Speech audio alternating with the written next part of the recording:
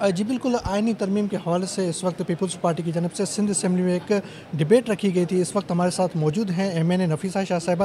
کیا کہیں گے آئینی ترمیم پہ جو ہے وہ کورٹ کے حوالے سے بہت ساری مسائل جو باتیں تھیں، مولانا صاحب جو ہے نہیں مان رہے تھے، اب کیا صورتحال ہے؟ کیا آئینی ترمیم آنے جاری ہے؟ کیا اس وقت واضح بتائیں؟ دیکھیں، سب سے پہلے تو یہ سمجھنے کی ضرورت ہے کہ پیپلز پارٹی وہ پارٹی ہے جس نے آئین بھی بنایا اور آئین بحال بھی کروایا، اور کسی بھی ڈکٹیٹر سے ہم نے سمجھوتا نہیں کیا۔ اگر سمجھوتا کیا بھی تو وہ جمہوریت بحال کرنے کے لیے کیا۔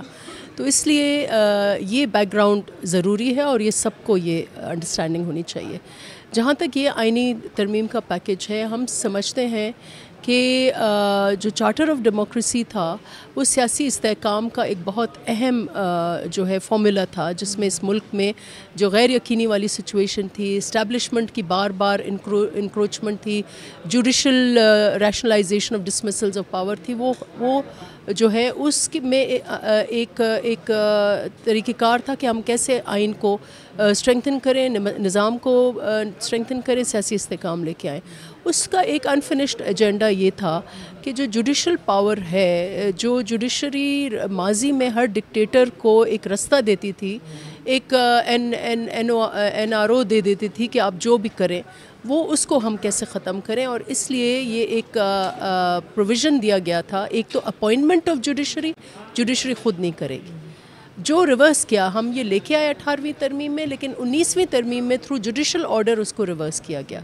اب ہم چاہتے ہیں کہ ایسی جوڈیشل اپوائنٹمنٹ ہو کہ جس میں ججز خود اپنے آپ کو نہ اپوائنٹ کریں، ایک مکسڈ قسم کا ہو جوڈیشل کمیشن ہو، جس میں پارلیمنٹیرینز کا دخل ہو، ایگزیکٹو کے دخل ہو، اور ججز خود بھی اس میں بیٹھیں اور وہ مل کر ایک جوڈیشری کو ترتیب دیں۔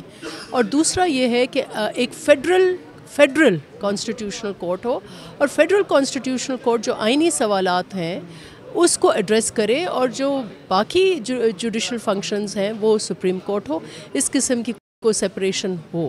تو یہ ہمارے مین پروپوزلز یہ ہیں، لیکن ضروری ہے کہ اس میں بہت خدشات ہیں، بالخصوص وکلا برادری کو اور سول سوسائٹی کو۔ تو یہ نشستیں ہم کر رہے ہیں جیسے ایک کنسنسس ہو، ایک انڈرسٹینڈنگ ہو، جیسے at the end of the day جب پارلیمان میں یہ آئیں اور یہ بحث ہو تو یہ ہمیں پتہ ہو کہ پاکستان کے عوام جو ہیں وہ بھی ان براہ راست، ایک تو ہم نمائندے ہیں، لیکن براہ راست جو ہے وہ پاکستان کے لوگوں کے ساتھ کنسلٹیشن کر کے اور ہم یہ ڈاکیومنٹ لے کے آئیں۔ جی بالکل، جو نفیسہ شاہ کا یہ کہنا تھا کہ ہم چاہتے ہیں کہ جو آئین میں ریفارمز ہو تاکہ لوگوں کو پتہ چل سکے کہ یہ آئینی ترمیم کیوں ضروری ہے۔